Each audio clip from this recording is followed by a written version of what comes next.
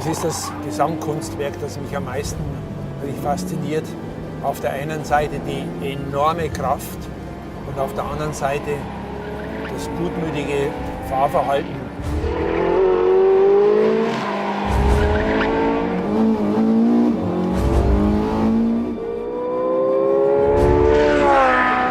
Diese Elektromotoren, das habe ich auch am Anfang nicht glauben können, die geben natürlich das Salz in der Suppe. Damit hast du unheimlich Power, sobald du das Gaspedal berührst.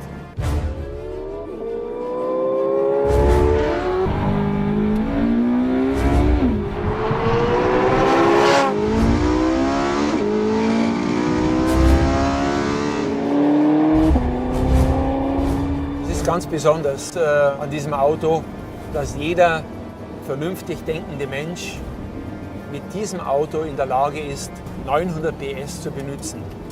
Das ist, glaube ich, das Alleinstellungsmerkmal dieses Autos gegenüber allen anderen Supersportwagen.